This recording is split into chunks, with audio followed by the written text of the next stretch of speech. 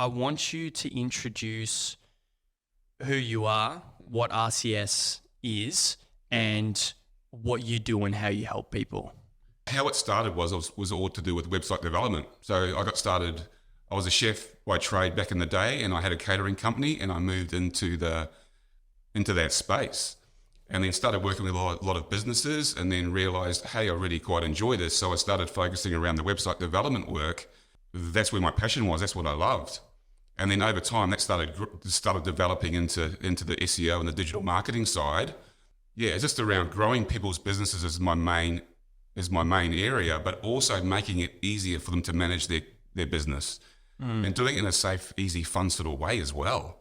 It's like business is hard enough. Just do it in a fun way. Let's talk basics of digital marketing. Let's start off with SEO. Explain high level how you would define digital marketing and why it's important. Well, digital marketing, I look at it as a multi-channel approach. Some companies will they might specialize in one or two areas, like might be Facebook ads or it might be Google ads, and that's all that they specialize in. There's so many more opportunities to go multi-channel. So you've got your SEO, you've got your local SEO, you've got Google ads, Instagram, LinkedIn, you've got all these different platforms, newsletter marketing, all these areas that need to be developed with a good content strategy. So once you get those you get good quality content, you've then got the basics of digital marketing strategy. It's important because you need to be in front of the customers that you're targeting. More than anything, it's like, who are you targeting? Who is your audience? And where are they? And pushing ads and content to them. How would a business who has a basic website but never really invested into understanding SEO, understanding how to make it better, maybe they built it through just like a template creator or got it done a couple of years ago by a friend or whatever, what would be the first steps they could take to begin to improve that website? Your first step is you want to be doing a website performance audit. And then as part of that, I look at who are the competition, what level of competition have you got, what keywords are you targeting, and then look at the local SEO with a local SEO audit. Where are you ranking locally for the services that you offer? And that all comes down to website content. So I do a massive audit around the website. I find out all the areas where there's issues with that. Everyone's got issues with their website and they don't realize that they're there. If I was getting started, I would just go with the website audit to start with. I'd go with a localized SEO audit, and I'd work out what my hosting's doing and how secure my website is, because Google, Facebook, and all those platforms are looking at the security of the online as well, and all that becomes part of your ranking. So if you, like, business owners mainly only care about sales, leads, and expenses. They don't care where things come from. Yeah, they just want leads coming in. They don't care. So what's it going to cost me? How much is it going to cost me for a lead? That's how I look at it. Local SEO is the first thing I would look at with my website performance audit. Get my website branded well, get it ranking well, and then you will organically have traffic coming in. And if you're in a really competitive market, then you might have to start looking at ads.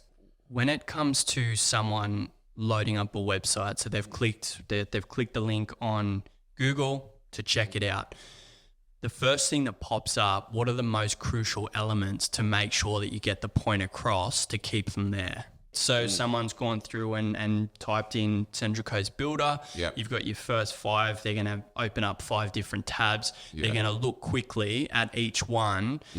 What do you think makes a website stand out that can then help them retain that visitor on the site? It's before the fold, right? So you first click into your website. Before anyone does any scrolling, it's Builder Central Coast. Yeah. It's that really good imagery. We've done a few websites with some nice drone footage showing the quality of the work. You might, at the top of the page, I'd have the amount of reviews that you've got. I'd have that fast quoting type of system and trying to build that trust really, really quickly. Yeah. It's like, yes, we're on the Central Coast. Yes, we're a local builder. Look at our work. A lot of it's visual. That's where I think the content and imagery is so important. So yeah, we can get them there to the website, but holding them there, that's the trick. Yeah. So I think really good quality footage, spending the money on the imagery, not using this free stock stuff that's out there. Yeah. It's good for a point where you're getting started. Yeah. But you've got to spend money on that sort of stuff, and I think that's the first part. But But your reviews are huge. You know, that's your recommendations and legitimate reviews as well. Like no one's going to put a bad review on their own website. Sure. That's not going to happen. So there's not a lot of trust around that. But if you look at your Facebook and your Google reviews, they're all verified. So there's more trust around that. So you can link up your Google reviews to your website. So it's all about trust. And it takes time to build that. But if you've only got a few seconds, and the other thing would be you've got to look at your competition and what they're doing, and you've got to compare a lot. Yeah. A business only has an hour a week to focus on their digital marketing, their website, their social media, whatever. How do you think, what is the most effective way for them to spend that hour? I would be creating offers and deals. You know, what is the offer? What is going out in the market right now? What are my competition doing? I've got a client who sells kayaks. I'm like, it's a very competitive market. Push a really cheap deal out and bring them into your website. So if someone's going to do anything, I'll be going, yes, we've got this new product.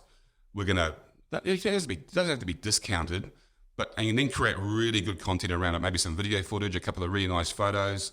Push that out to all your socials. But what people get wrong every single time is they put deals and offers onto their social channels and they forget their website. And you simply have to create some content around that offer and deal and put it into your blog, put it onto your website page, whatever it is, and build up your organic rankings and then push it out to your socials. If you can simply do that, content is the big one. It's like, we've got this great deal, make it sound really good, stick to your brand, get some good photos around it, put it onto the website, push it out, done. And then boost it to your local audience if you want to do it that way. That's you could do that you could probably do that in an hour easily. A term in the digital marketing space is multi-channel approach. But I feel like there's probably a lot of people who don't understand what that means and why it's important. Yeah. Can you break that down? Yeah. It's creating content for your website and pushing it out everywhere. That's the guts of it. It's like, if you're going to, at the moment, I've got an area, I'm doing 30 blogs in 30 days. And I'm seeing a massive traffic increase. So you go, I'm putting the blog onto my website first. I'm putting it through Grammarly to make sure that all my spelling and everything's correct. Yeah. I'm then finding a nice image or getting my graphic designer to make a nice graphic for it. And then get it out to Facebook, get it out to Insta, get it onto your Google profile page.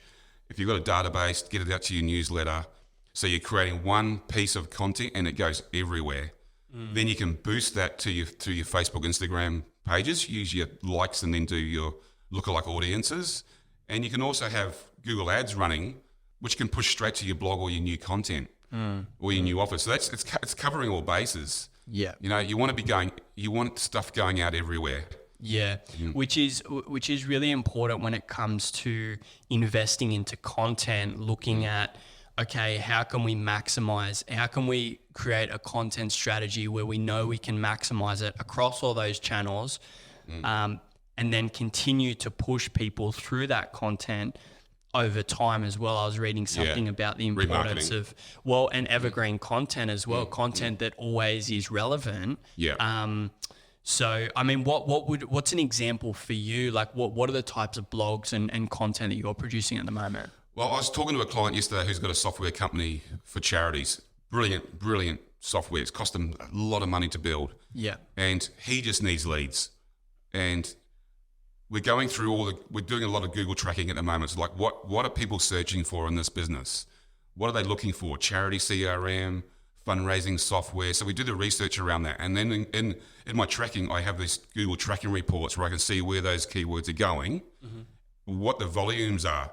So you have your main critical keyword might be charity CRM Australia. But underneath that, there's all these long tail keywords. They might only have 10, 15 searches a month, but there's no competition to them. And they're really, really, like, there's some good volume there, right? So we try and find that, and it takes a little bit of time. And then like yesterday, he's gone, right, I need to be ranking for charity CRM in Australia. I know there's only 10 a month, but if I get one of them, generally it's a big corporate company and they've got lots. So anyway, so what we've done is we've gone, right, ChatGPT, give me some blog topics on charity CRMs for Australia on a 30 days worth of blog posts. And we're grabbing those and going, these look pretty good. And then just creating content around that. All the content on the website blog is in a category called like charity CRM. And we're just pushing that content out daily. It's working. Yeah. So that's where I would go with that. It's like find what you need to rank for and then create blogs around it. Also improve your website pages first. I mean, you can push a blog out and then inside your blog, people have got a whole lot of text. But where's the action on that? What do you want people to do next? It's like book a demo, check out the top 10 reasons why to use this company. You want to push them from the blog into different areas of the website so that you're going down some sort of funnel. Yeah. I mean, that's important. Like people consume the content and then they don't know where to go next. Yeah. They're going to be lost, and it's that's where remarketing comes into play, because it's like they've visited your website and then Google, Facebook know that if you've got your ad campaign set up, and you can then push more content to them on the social channels. It's not that hard to set up. It's more of don't just push anything out. Yeah. Have a structure around what it is you want them to do next. Yeah. And tell them you need to book a demo. Like it's low risk stuff. So yeah, get them to and blogs rank really, really well. So, and those low tail keywords, because they're not competitive, they rank really high. And your website traffic will just boost. It just goes through the roof. But they might not convert. So that's the part where that's the tricky part, the conversion part. Yeah, which really is it really is a bit of a trial and error too, right? It's like there's no one and done solution when creating a website and going, that's going to go there and that's going to do well. It's a constant reiteration of going, okay, we put the button there and for some reasons people are still falling off. So where might the problems be? Yeah. I'm just going through this right now. I've got a couple of clients who are struggling a little bit with leads, and we're moving things around. So it'll be on the book a demo page. We're testing 3 pages, and we're just rotating it. And the one that's working the best is the one with nothing on it. It's just book a demo with a form. And the one where I thought was going to work really, really well had a new video we got made, all the testimonials, FAQs. It had navigation across the top. So what we've just pulled all that in and gone, navigation's gone from the top. It's like a booking demo page, form only, bang.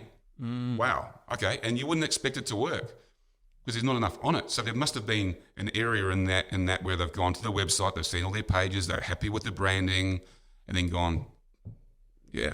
And that's the importance of testing. A/B testing. Not thinking that you know what people are going to do. Like you've got to test. I'll have clients come up to me and say, I want to rank for this keyword only. And I'm like, yeah, but that's like one keyword and there's like 1,000 variations. You're missing out on so many opportunities. And when you see the reports and then you go, well, there's no search volume to that keyword you just mentioned, your website's never going to work because there's no search volume to it. Speaking on that, because there was a couple of things that you spoke on. You were speaking about volume of search with particular keywords and this and that. Break that down a little bit for me and the process of that. But a lot of people can start to look into that with really simple tools on looking for particular search terms or words or whatever that they can then use to improve their website. How would that process work? If I was getting started, I had no idea. I'd go, I'm a builder on the Central Coast Builders. And then down the bottom of your Google search, you'll see you might also be looking for this, or it's got at the bottom of Google, it's got that. It's people are also interested in it. Or searching this. That's your first start, because Google's obviously getting a database together and going, well, people are also looking for this. So you tap on that. That's where I'd start straight away. Yeah. So then I'd go build my website, see where I'm ranking, also see where I'm ranking for those other ones down the bottom of Google. And that would be the first start for me in going, okay, and building content around that, and then doing research around those keywords, and then trying to find some variations that are like real money keywords that no one's actually putting onto their website. They're harder and harder to find now. Yeah. But you can still get content out there pretty easy and put them onto your website for them. Yeah. So, and then see where they rank. Yeah. So, and then the process of that is going, okay, if I was to type in Central Coast Builder, which is probably something that there's a bit of volume on, and then scrolling down to the bottom and going, okay, this is what Google reckons, so I'm going to trust that Google kind of knows what it's doing. Yeah. How do I then take that? So then it comes up with Terrigal Builder or Central Coast Custom Home Builder, which is a small difference, but could be a big difference when it comes to ranking on Google. What do you then do with that information? So you've got the words. What do you do with that?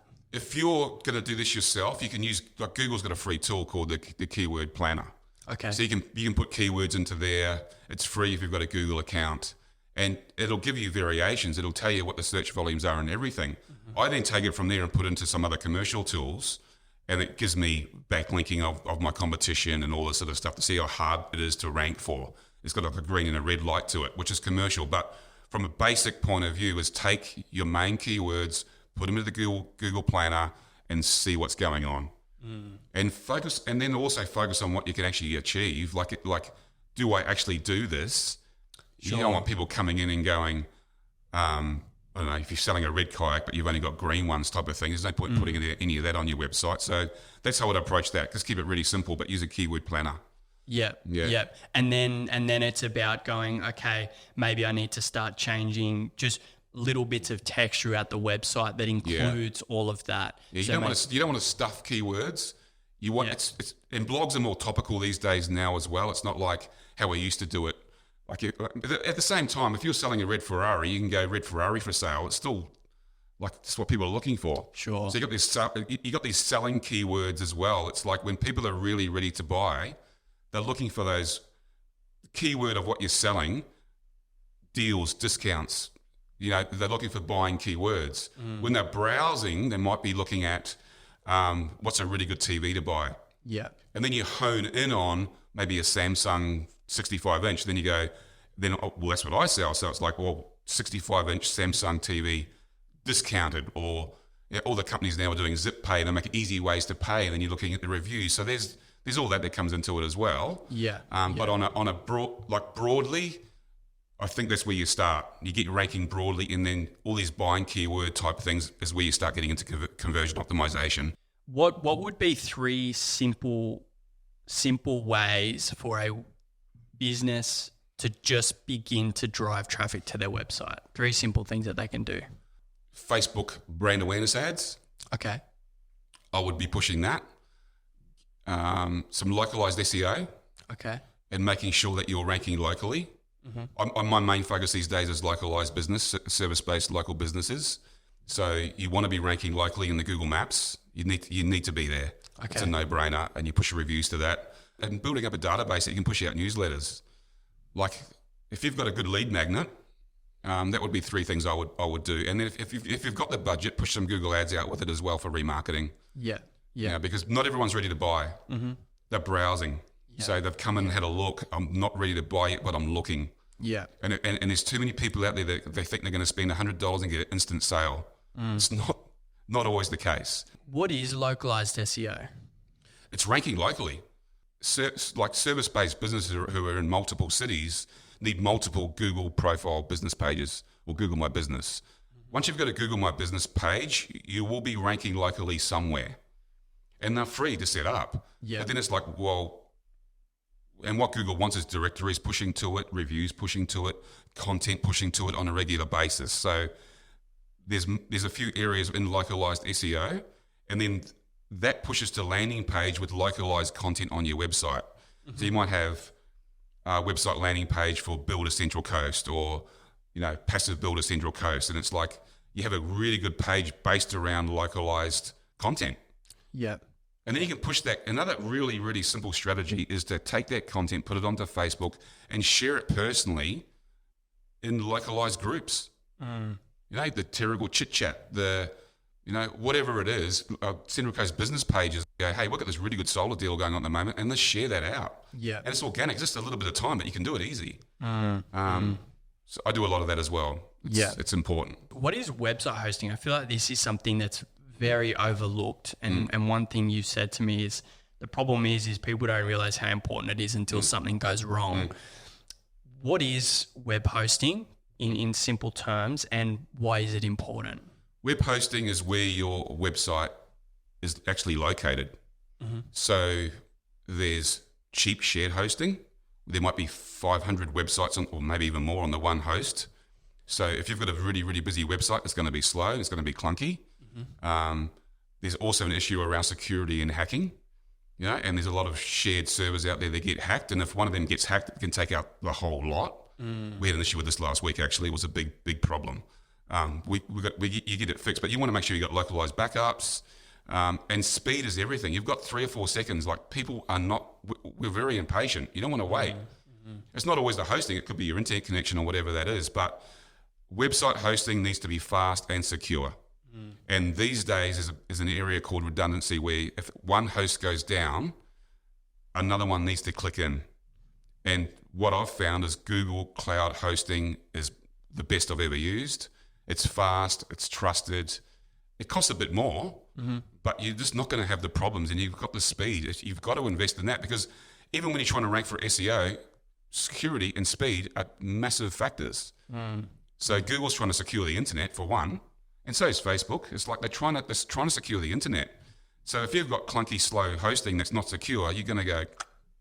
Yeah. You're just not giving yourself the best chance of even ranking. Put all the content on the website that you like. If people can't see it because it's not loading, you're gone. Pretty much. Yeah, which is so important, because a lot of people do spend a lot of money getting their websites done, investing in content creators and copywriters and this and that, advertising this and that. But ultimately there becomes a bottleneck where people are trying to come into the website, it's not loading, so they're backdooring it, which is important. And there's nothing worse than getting a website hacked and your whole business going down because of it. If you haven't been through it, then you're lucky. But if you're on cheap hosting, like $35 or $50 a year or something, mine's like $100 a month. Because it's like, we have to make sure that you're secure. And the other side of that is you've got to make sure everything's up to date. Yeah. If your software's out of date, that's another issue that Google's looking at. Like, you've got to have up-to-date, secure software. And it's just a no-brainer, really. In the digital marketing landscape, you've got a lot of people making empty promises. Yeah. I think the digital marketing space, from my experience even, in being a business owner, working with digital marketers and advertisers and stuff like that, there is a lot of missing trust. Yep. So how can a business learn to understand and measure digital marketing results, SEO results, to make sure that what they're investing in is actually working? The biggest area that business owners care about is sales and leads and expenses. They don't care about traffic. I've had one person ask me about traffic since 2007. But if you're getting leads coming in, they don't care. So you can measure all you like and say, I've got 10,000 followers coming in a day, but no leads? Yeah. Means nothing. So the way I got around this was to put a system in place on your inquiry form. How did you hear about us? And you go, how did you hear about us? Well, we heard you from Google. Great.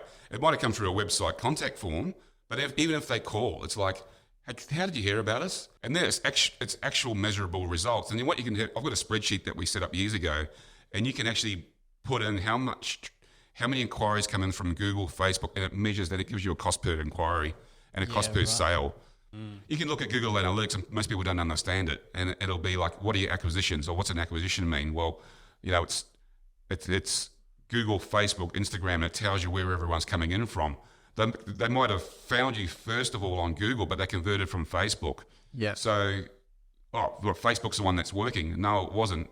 Google was the one that gave you the brand awareness in the first place, or the other way around.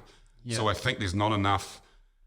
And this is where the multi-channel approach comes into play. It's like, we're targeting every platform. People are seeing us everywhere, but they're going to convert where they are, but they might have found you first on Google or Facebook. So then how do you measure that when it comes to that drop-down form? Well, people are going to say where they converted from. But I think that whole ask a question of where they converted, I think is hugely important. And that gives you actual facts there. What are some of the most common mistakes that you see that businesses make that hinder their growth with their digital marketing? Okay. Obviously branding. Yeah. I think that whole seeing what the businesses are doing really, really quickly is what matters there. It's like they first come into your website, what is it that you do? You know, it's got to be instant. Yeah. You can't be guessing what that is. You're just going to back out and go, this looks dodge. So the branding, that's all part of the branding and the message and the offers and the deals. And I think that's all really, really, really, really important. Phone number top right. Not everyone wants to browse. They just want your phone number. Yeah. Search box top right. Logo top left. It's all pretty standard these days. Nice big banner. And then inside that banner, put a nice big headline of what you do. Done. Something off the back of that, and this is something that I feel like there's a bit of a division in the space, but in your opinion, and this isn't for all industries, but industries where, say you're a catering company or you're a service provider, or you have set packages and offerings or core fundamental packages that you offer, what's your thoughts on publicizing your pricing? Testing. We are just doing that with a client at the moment. I'm going to take pricing off. Okay. Because almost every business owner says to me, when I get the lead, I can sell it. Right. Whether it's an ego thing or not, I'm not sure. Yeah. 9 out of 10, I'll convert. Just get me the lead. Yeah. Right. So, okay, take pricing off. Then it creates that, I wonder how much this is. I might miss, and keep it simple. People's forms can be way too complicated. Name and email, and just even have a lead form where it's like, for our pricing and capability statement, put in your name and email, and just forward it to them that way. At least you've captured the lead. Yeah. So I'm starting to do it that way because I think it builds like trust and it's open. But at the same time, I'm sure you lose people because you haven't created that relationship yet. Sure. You know, that's my side to it. You want to be able to build that, and it's not just about pricing. It's like, if you're just looking at pricing, what about the value? What about the business? What about the business you're missing because you're just focusing on this, looking at cheap pricing? I think there's a big area around that we've all been talking about lately is value. Yeah. And getting value for money out of it. So, yeah, I think it's testing.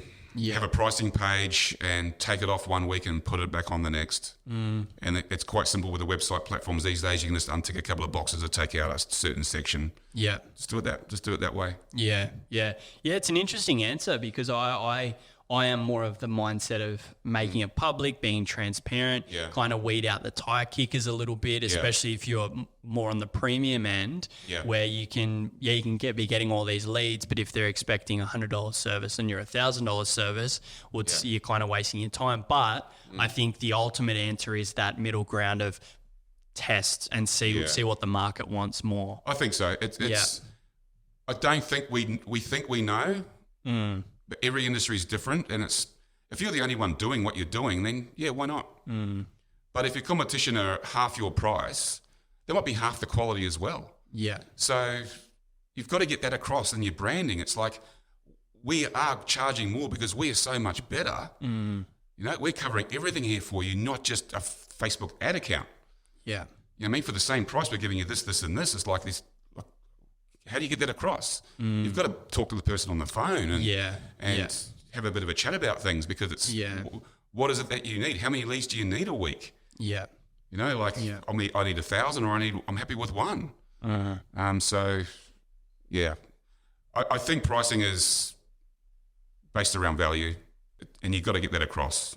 I 100% agree, and it's something that probably needs to be understood more is if you're a commodity offer, you have to be in the price range of the other competitors because you're a commodity. Yeah, that's right. Petrol stations have to keep within a price range, because if you're too expensive, someone else is just going to go somewhere to get the exact same product. Yeah.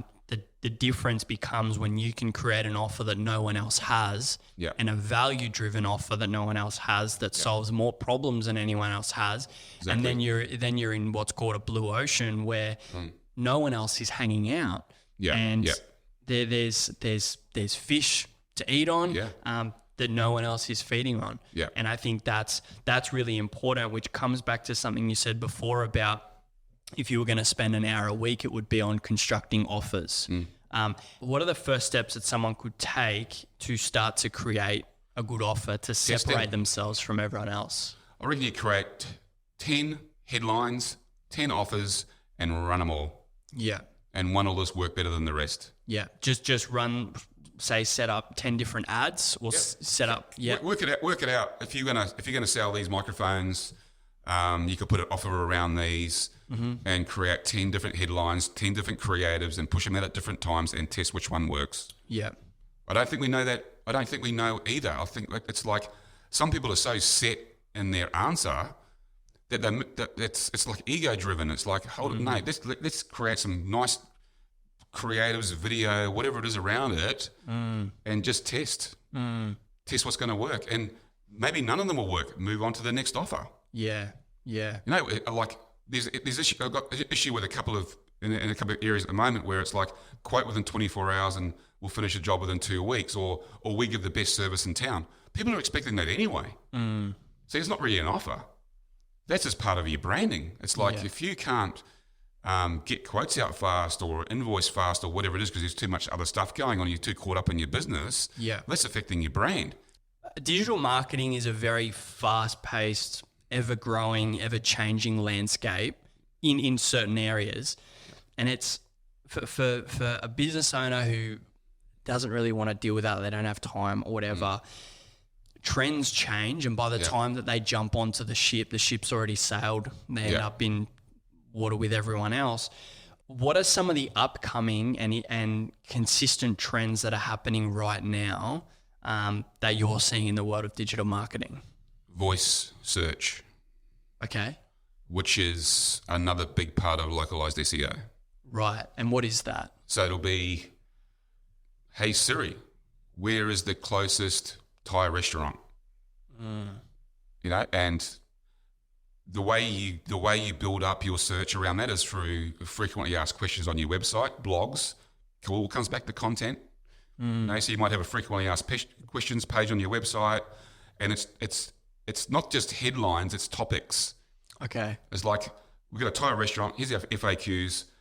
Do you do home delivery in Terrigal? Yes, we do home delivery in Terrigal, and la la la la la la la, whatever the rest of that description is. And you have a whole lot of FAQs, which are then used in voice search.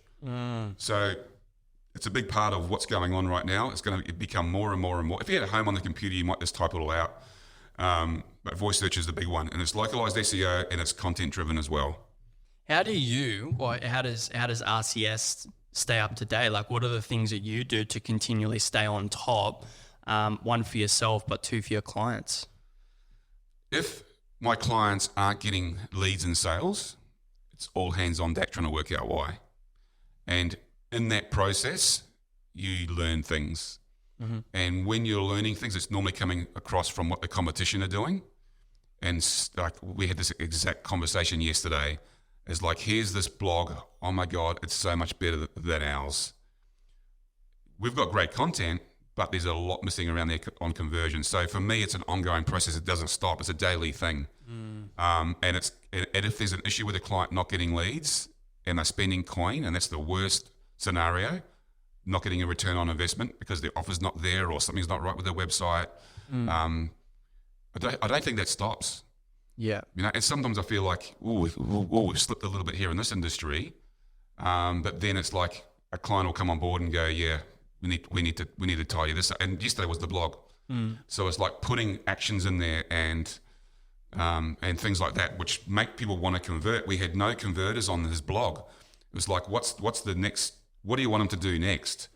So that's all part of it. How conversion optimization is probably the area that is the most trending. Yeah. From what I'm seeing personally, it's like, we're getting people in. Why aren't they converting? And most of my clients, it's fine. Yeah. But we focus on the ones that aren't, and that's where the learnings come from, which you can then push on to everyone else. And then you'll see something new and you'll go, oh no, this is so good. I need to put it on everyone's website. And there's like 100 of them. It's like, oh. Yeah. What are probably the common things that you see that a website needs improving on to either get up to date with competitors or get ahead of the game? Content, again. Yeah. Core vitals is another one that Google's looking at, is speed and security. Yeah. You've got to have your hosting fast. Yeah. You've got to have your security around it. You've got to protect user data. You've got to have your branding suite.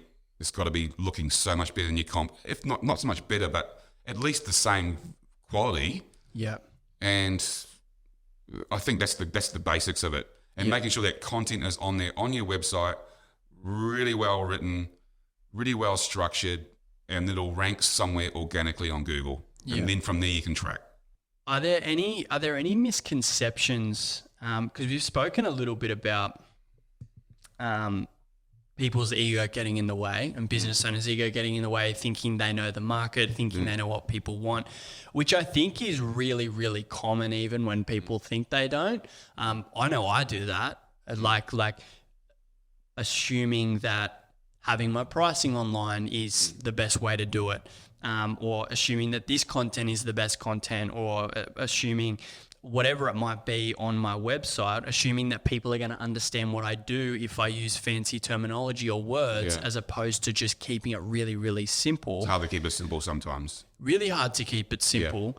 And it's what do you think are the common misconceptions around digital marketing and SEO and strategy that people need to know? I used to hear a fair bit a couple of years ago that SEO didn't work and neither did Google Ads. And I used to laugh. I was like Google makes a fortune from Google Ads because they work. People wouldn't spend money on them if they didn't. Yeah. And SEO works, but this takes a little bit of time. And because we're such an impatient country, we want everything to happen now. But the money is in SEO long term. You can cut your ad spend back. So you create content now. You get your SEO up. You're pushing ads to that. And it all works. You know, there's no, I'm just going to do Facebook ads. Great. But people are clicking those Facebook ads, going to your website, and the content's crappy and your branding's bad. You're just losing conversions. Yeah. So I think there's this this multi-channel approach. Don't just stick to one channel. Stick to it all. Get the content on your website, and that's going to help you rank for all these long tail keywords. You got stuff to push out to your social channels, you know, and that's really the guts of it. It's like it all works, so don't tell me that it doesn't. I've been doing this for way too long, and it does. It's just that this SEO can take a little bit of time and a little bit of strategy and conversation around, this is what I want to target next. You know, this is my audience. This is what I want to target, and creating content around that. It all comes back to content. Yeah. That's what I'm finding. And video is obviously the hugest part right now. It's people don't necessarily want to read, they want to watch. That's how I would approach that. So if I was a tradie business and I had work coming in and it was all good, I had a small team. It was me, my wife, and maybe I wanted to grow a little bit more. I could definitely do with using more leads, more business, more whatever. I want to scale. What is a realistic expectation for me as a business owner on what I should be spending and what I should be focusing on, and who I should be employing and working with to get those results, to grow my business? Say I wanted to grow by 50% in the next 12 months. What's a realistic budget and strategy that I can implement? I would say if you want to get some growth, you would need to spend what I'm finding across so many industries is you need to put at least $1,000 a month into ad spend. Okay. Minimum. It's border. You're not set on that budget. Yeah. And some industries will be a little bit less, and some will need to be more because it's more competitive. Yeah. That's just on ads. That's just on ad spend. So you might just want to do Facebook ads to start with and put some brand awareness out there. I would say take that $1,000 and split it between Google ads and Facebook ads. Yeah. And then see which one's working better.